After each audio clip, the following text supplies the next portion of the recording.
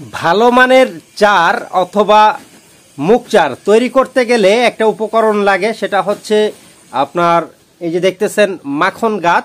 এই মাখন গাদের প্রয়োজন পড়ে। এখন একটা জিনিস দেখানোর সাথে সাথেই তো নকল হয়ে যায়, তাই না?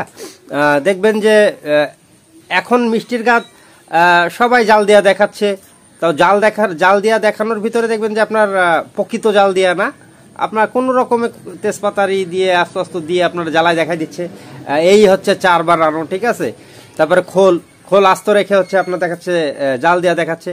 এটা হচ্ছে মাখন গাদ, আপনাদের দেখাই দিই। এই মাখন গাদের ব্যবহার হচ্ছে মিষ্টি চারে, যেটা হচ্ছে আপনার মহুয়া চার তৈরি করা হয়, মহুয়া চারের ভিতরে আপনার দিতে হয়।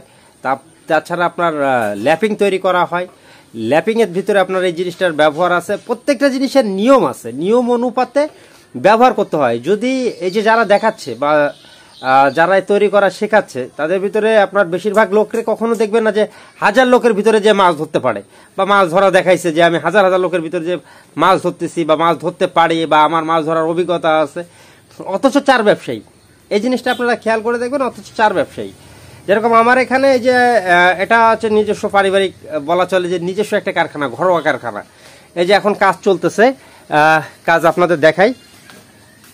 এই যে এটা হচ্ছে মিষ্টির গাদ। এই যে মিষ্টির গাদের হচ্ছে একটা অংশ, এই অংশটা হচ্ছে আলাদা করা হয়েছে।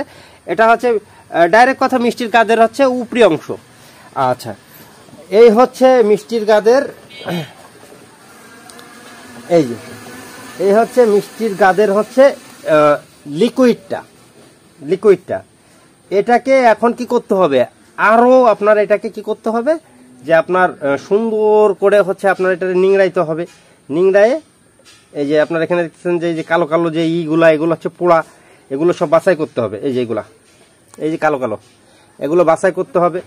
বাছাই করে এর ভিতরে মশলাপাতি দিয়ে বড় করে আপনার চুলার ভিতরে চুলায় বসাই দিয়ে তারপর হচ্ছে এগুলো জাল দিতে হবে। তারপরে একটা প্রকৃত চার তৈরি হবে। তা চার তৈরির ব্যাপারে আপনারা যেখান থেকেই কেনেন একটু বুঝে শুনে কিনবেন। তার অভিজ্ঞতা কতটুক, তার মাছ ধরার এক্সপিরিয়েন্স কতটুক, তারপরে তার থেকে চার কেনার চিন্তা ভাবনা করবেন বা চার কিনবেন। কারণ অনলাইনে এখন এমন একটা হয়ে গেছে, চার বানাইলে আর দেখাইলেই আপনার ট্রাস্ট করে ফেলেন, বিশ্বাস করে ফেলেন।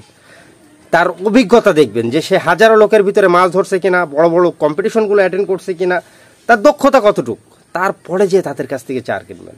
আর যারা প্রকৃত চার ব্যবসায়ী, তারা কিন্তু বহুত আগে থেকেই চার বিক্রি করছে। তাদের ব্যাপার হচ্ছে আলাদা, তারা চার বানায়। তারা কিন্তু ইউটিউবার না, তারা কিন্তু ফেসবুকার না, তারা প্রকৃত চার ব্যবসায়ী, ঠিক আছে, যারা প্রকৃত চার বানায় আসতেছে। আর যারা এই যে নব শিকারী হয়েছে, নতুন নতুন ফোন ধরেই আপনার ইউটিউবার হয়ে গেছে, ফেসবুকার হয়ে গেছে, এদের থেকে কেনার আগে একটু সাবধান হবেন। কারণ আমি কেন বলছি যে এরা নকল করতে যে আপনার অরিজিনাল যে চারের মাপ এগুলো তো জানে না যে কি কায়দায় আপনার চার তৈরি করতে হয়। আমি কিন্তু ভিডিও সবার খেয়াল করি। গতদিন দেখলাম যে লাল বাকড়, এক চোর দেখাচ্ছে লাল বাকড় বানানো, যে লাল বাকড় কি কায়দায় তৈরি করতে হয়। তার বাবা কোনোদিন যে লাল বাকড় বানাইছে কিনা জানি না। তারপরে দেখলাম একটা ছেলে পেলে বানাচ্ছে লাল বাকড়। আসলে লাল বাকড়টা কি, লাল বাকড়টা কেন লাগে, লাল বাকড়ে কতগুলো মশলা লাগে বলতেই পারবে না। যদি তাকে ধরা হয় যে তুমি কার কাছ থেকে শিখছো, তোমার শিক্ষাগুরুকে কোথা থেকে শিখছো, আর এগুলো কি কায়দায় তৈরি করতে হয়, তুমি আমাকে একটু বোঝাও, লাল বাকড়ের কাজটা কি, আপনাদের বলতে পারবে না। তো এই জিনিসটা আপনারা মাথায় রাখবেন, একটু বুঝে শুনে আপনারা এই জিনিসগুলো ক্রয় করবেন, ইনশাল্লাহ ভালো মাছ ধরতে পারবেন। গতদিন আমি যখন বলছি 3 কেজি চার, আমি 3 কেজি চার 1000 টাকায় দিচ্ছি, কি কারণে আমি জেদ করে দিচ্ছি, একদম কম লাভ করে আমি 3 কেজি চার 1000 টাকায় বিক্রি করছি। কেন, যে আমাকে দেখাইতে হবে ওই এক রাজশাহী চিটার আছে, চিটারকে, যে সারা বাংলাদেশে মিঠু মাছ ধরার খাদ্য খাবারের একটা আলাদা চাহিদা আছে। আর আমার মালামালের আমি গল্প দিব না, আপনাদের হাতে পাবেন। হাতে পাওয়ার পরে এই জিনিসগুলো ব্যবহারগুলো শুনে নেবেন, মাছ ধরবেন, তারপরে যে হচ্ছে আমার নাম। মাছ না পেলে ভাই আমার দুর্নাম। এর জন্য আপনারা মাছ ধরবেন, তারপরে যে হচ্ছে আমার হচ্ছে নাম। তা বুঝে শুনে মাছ ধরবেন, আর এগুলো থেকে একটু সাবধান থাকবেন। সবাই ভালো থাকেন, সুস্থ থাকেন। আজকের মতো পর্যন্তই, আবারও দেখা হবে নতুন কোনো ভিডিও। আল্লাহ হাফেজ, ঠিক আছে, আল্লাহ হাফেজ।